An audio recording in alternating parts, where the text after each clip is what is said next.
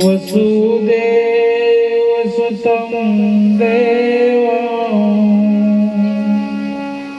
कंस चाणूरमार्दनं देवकी परमानन्दं कृष्णं वन्दे जगद्गुरुं। सद्गुरु भगवान की जय।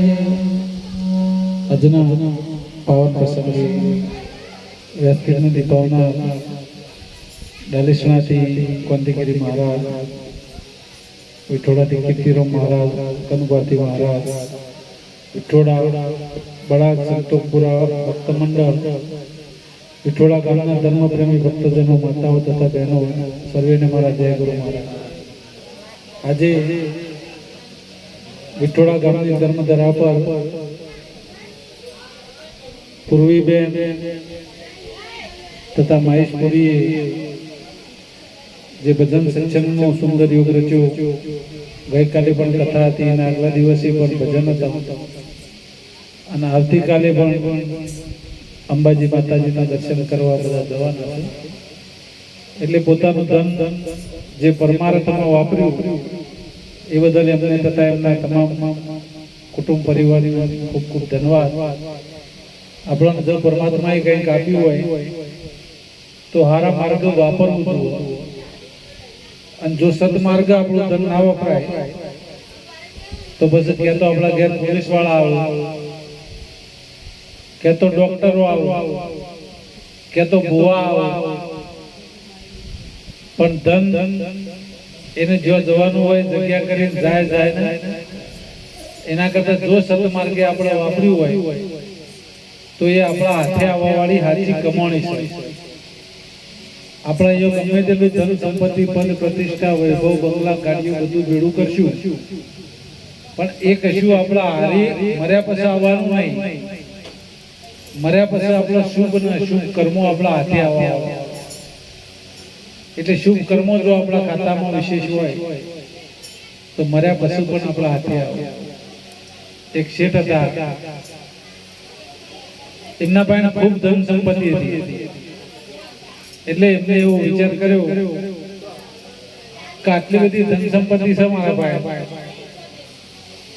તો હું મરી જાઉં એટલે મારા હારી આવે તો સારું।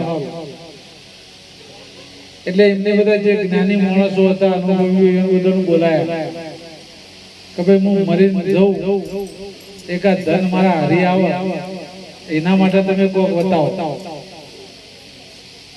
તો બધાએ કીધું ભાઈ એવું તો કદી બનતું પાડ્યું નહીં હોય, એનું જે કમાયેલું હોય બધું હોય જ પડી રહ્યા, હાથી ના। એટલે શેઠ તો દાળ દાળ દુબળા પડવા માંડ્યા।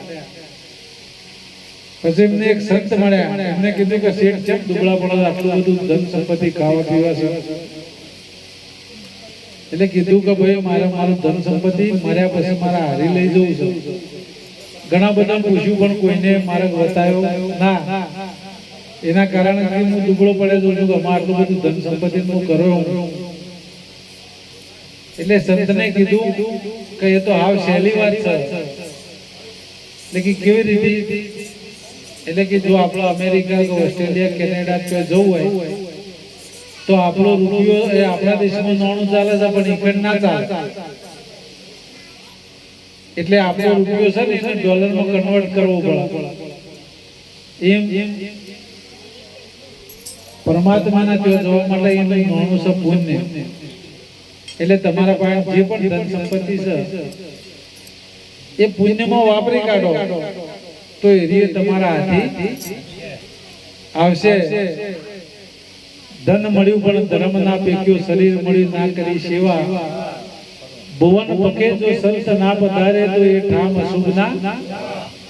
આપણા વગર સંત પધારે તો એ સાચો માર્ગ બતાવે। બાકી આપણે જે પણ કરીએ છીએ, આપણે નરસિંહ મહેતા મીરાબાઈ મનને છીએ, એનો ભજનો રોજ ગઈએ છીએ, પણ એમને કીધેલું આપણે કદી કરીએ છીએ?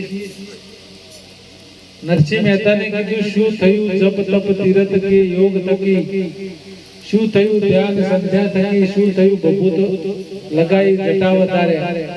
આ બધા પ્રપંચ પેટ ભરવાના પણ જો સુધી આત્મ તત્વને ચીન્યો નહીં જો લગી આ સાધના બધી આપણે આપણને જો સુધી ના મળ્યા તો સુધી આ બધી સાધનાઓ પર કોમમાં આવવાની એના માટે કબીર સાહેબ ને એક ભજન કીધું છે હું બોલું વગાડજો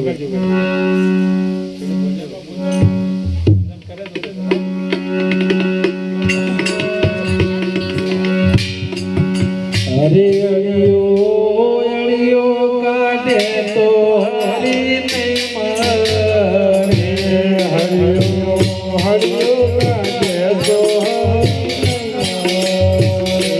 તારું મન કાજલ મયરે જાય અળિયો કાઢે તો હરી નહીં મરે તારો મન કાજલ